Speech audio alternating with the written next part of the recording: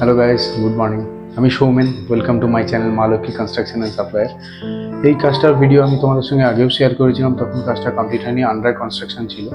তো আজকের ডেটে দাঁড়িয়ে এই কাজটা কমপ্লিটের কিছু ভিডিও শেয়ার করছি তোমাদের সঙ্গে, কারণ দেখাতে চাইছি কি কোয়ালিটির কাজ হয়েছে, আমি কি ইউজ করেছি, সেই তথ্যগুলি তোমাদের সঙ্গে শেয়ার করতে চাইছি আজকে আমি। তো চলে এসেছি আমরা আমাদের কাজের সাইডে, কিচেনে। এই কিচেনটায় কী কাজ হয়েছে তোমাদের দেখাতে চাইছি বন্ধুরা। এই কিচেনটায় আমি একটা গ্যাসের টেবিল করে দিয়েছি, প্রায় 6.5 ফুটের কাছাকাছি লম্বা আছে, 1.5 ফুট চওড়া, 18 ইঞ্চি চওড়া আছে। এখানে তলায় একটা খাবার রাখার র্যাক করে দিয়েছি, আর একটা 16-18 সিঙ্ক করে দিয়েছি, যেটা ক্লায়েন্টে বলেছিল বেসিনে বাসন ধোয়ার জন্য তো লাগেই, প্রয়োজন হয়ই আমাদের। সেই ক্ষেত্রে আমি একটা 16-18 সিঙ্ক দিয়েছি। ইলেকট্রিক প্লাম্বিং এই কাজটার ক্ষেত্রে কন্ট্যাক্টে আমার নেই, সেহেতু ইলেকট্রিক প্লাম্বিংয়ের ক্লাসগুলো আমি করি।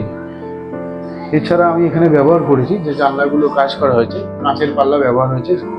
রান্নাঘরের ক্ষেত্রে তো স্লাইডিং করা যায় না, সেই ক্ষেত্রে আমি কাঁচ পাল্লা ব্যবহার করেছি। প্রত্যেকটা জানলার কাজ আমি সিলিকন দিয়ে পেস্টিং করিয়ে দিয়েছি, যাতে পুটিং দিয়ে করলে কি চট করে খুলে পড়ে যাওয়ার সম্ভাবনা একটা থাকে। সিলিকন পেস্টিং করলে এই জিনিসটা থাকে না।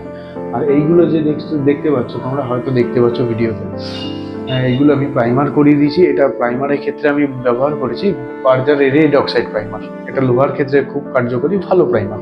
আমি বার্জারেরই প্রাইমারেরই কাজ করি। আরও একটা ভালো প্রাইমার আছে যেটা জিঙ্ক প্রাইমার বলা হয়, সেটা যদি কোনো ক্লায়েন্ট বলে যে হ্যাঁ জিঙ্ক প্রাইমার নেই, জিঙ্ক প্রাইমার দিয়েও আমরা সেটা কাজ করে থাকি।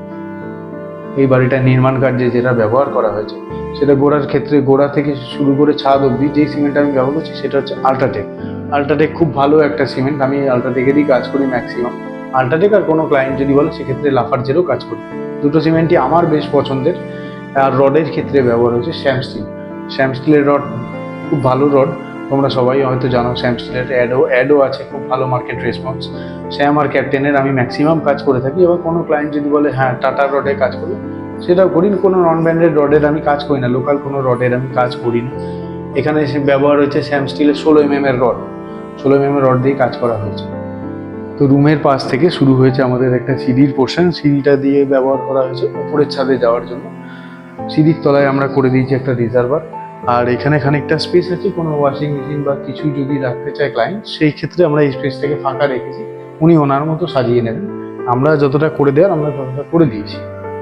সিঁড়ির অপোজিটেই দেওয়া রয়েছে আমাদের একটা বাথরুম স্পেস। বাথরুমটার বাইরে মাপ আছে 7 ফুট বাই 10 ফুট, লম্বাটা 10 ফুট আছে, চওড়াটা 7 ফুট করা হয়েছে। দু রকম প্যান আমরা এখানে ইউজ করেছি, একটা হচ্ছে ইন্ডিয়ান প্যান ইউজ করা হয়েছে, তার পাশেই 2 ফুট ছেড়ে দেওয়া রয়েছে অ্যাংলো ইন্ডিয়ান প্যান। তো এই দুটো আমরা করে দিয়েছি, এটা আমাদের কন্ট্রাক্টের মধ্যে থাকে। কিন্তু কলের পয়েন্টগুলো এইখানে যেহেতু আমাদের কন্ট্রাক্টের মধ্যে ছিল না, কলের পয়েন্টগুলো আমরা করিনি, এটা ক্লায়েন্ট নিজে ব্যক্তিগত করিয়েছে। তো এই ক্লায়েন্টের ঘরের মাপ করা আছে বাইরে 14/11। এই ঘরটা ভেতরে দাঁড়িয়েছে 13/10, আর পাশের বেডরুমটার মাপ দাঁড়িয়েছে 12/10। ঠিক আছে। তো এই ক্ষেত্রে আমরা যে ঘরটা করে দিয়েছি, এখানে আমরা করে দিয়েছি হোয়াইট সিমেন্ট অব্দি পেন্ট করা আমাদের কন্ট্রাক্টের মধ্যে থাকছে। কোনো ফ্লোর টাইলস আমাদের লিগাল এগ্রিমেন্টে থাকছে না, লিগাল এগ্রিমেন্টে থাকছে ফ্লোর মেজে ফিনিশ। তো মেজে ফিনিশ অব্দি করে আমরা ছেড়ে দিয়েছি। এবার এখানে ইলেকট্রিক যেহেতু আমার কন্ট্রাক্টের মধ্যে নেই, সেহেতু ইলেকট্রিকের কনসিল ওয়্যারিংয়ের কাজ কোনো আমরা এগুলো করিনি, এগুলো ক্লায়েন্ট সম্পূর্ণ নিজে করিয়েছে। প্লাম্বিংয়ের কাজটাও নিজে করিয়েছে। এই পর্যন্ত আমাদের কন্ট্রাক্টে ছিল, গাঁথনি প্লাস্টার করে ফিনিশ করে জানলা দরজা করে কমপ্লিট করে দিই। এই রুমটা যেহেতু বড় রুম আছে, এখানে আমরা দুটো জানলা প্রোভাইড করেছি ক্লায়েন্টকে। 4/4-এর দুটো জানলা আছে, দুটোকে স্লাইডিং করা আছে, 2 ট্র্যাকের স্লাইডিং আমরা করে দিচ্ছি। তা এছাড়া গ্রিলগুলো রয়েছে প্রত্যেকটা স্কোয়ার বারের গ্রিলগুলোর মধ্যে একটু ডিজাইন করেছি যাতে একটু প্রিমিয়াম লুক আছে বাড়িটার। নর্মাল গ্রিল দিলে তো একটু কেরম লাগে, তো ডিজাইনটাকে একটু আনকমন করার চেষ্টা করেছি যাতে কাজটা খুব ভালো লাগে, লুকটা একটু ভালো আসে, ক্লায়েন্টও স্যাটিসফাই হয়। বাড়ির প্রত্যেকটা দরজার ক্ষেত্রে আমরা ব্যবহার করছি শাল কাঠের ফ্রেম, যেটার মাপ আছে 4/2 ইঞ্চি। আর পাল্লার ক্ষেত্রে আমরা এখানে ব্যবহার করছি, এই পাল্লাটা করা হয়েছে মেহগনি কাঠের পাল্লা।